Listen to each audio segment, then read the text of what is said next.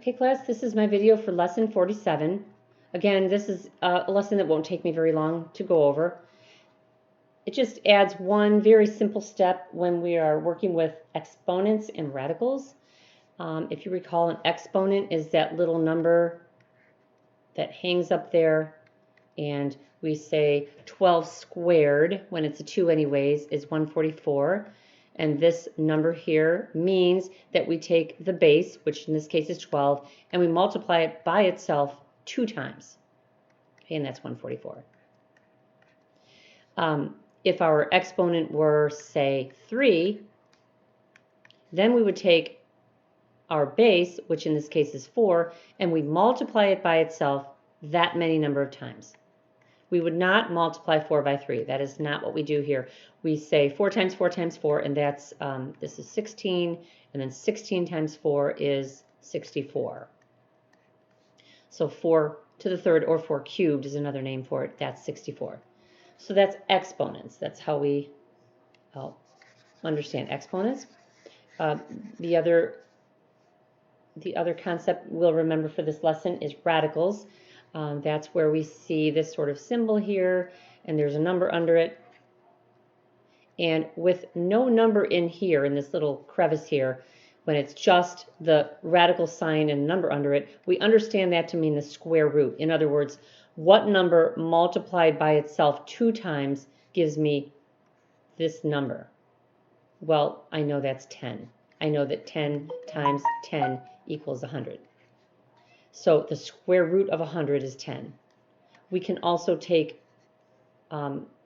cube roots and fourth roots and such. So if I put a 4 in here and I put, let me think, sorry, I'm calculating in my head. Well, we'll just do this easily. We'll put 16. Okay, this asks me what number multiplied by itself 4 times gives me 16. Because exponents, those get large very quickly. We know this can't be a very large number, and in fact this number is 2. Okay, so 2 times 2 is 4, times 2 is 8, times 2 is 16. So the fourth root of 16 is 2. So that's just a review on radicals and exponents. This lesson just gives you one added step that's very simple.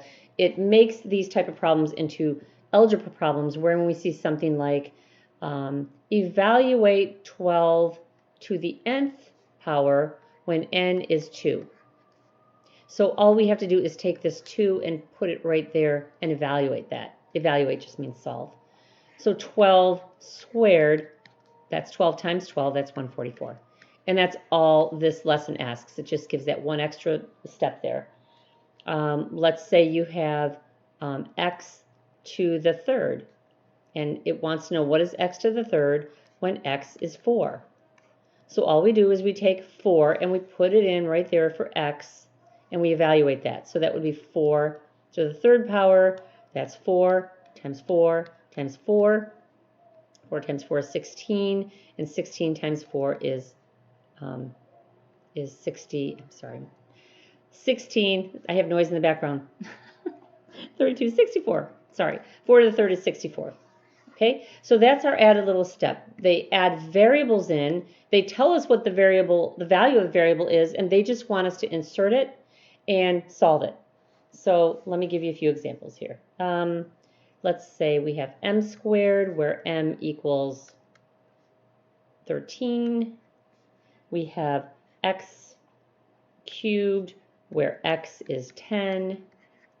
And we have square root, sorry, we have I said that wrong. We have I guess you call it the mth root, the m root of 64, where m equals 3.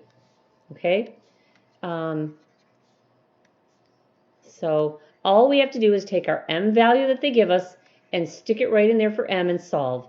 So instead of m squared, that becomes 13 squared. Instead of x cubed over here, that becomes 10 cubed. And instead of the m root of 64, that simply becomes the third root of 64. So we take the value of the variable, they supply it to you, and we solve it. 13 squared means 13 times 13. I happen to know that's 169. 10 cubed, that's 10 times 10 times 10. 10 times 10 is 100 times 10, and that's 1,000. And the third root of 64, sometimes this is a little bit trial and error. Like you might say, well, I know it's not 2. 2 is too small. I know 5 times 5 is 25. That's too big. Somewhere between 2 and 5. And then usually you can hone in on the right answer. In this case, I just worked this for you. It's 4. Okay? Because 4 times 4 times 4 is 64. Remember, when you see a radical sign and you see the index here, you ask, what number multiplied by itself 3 times gives me 64? And that number is 4.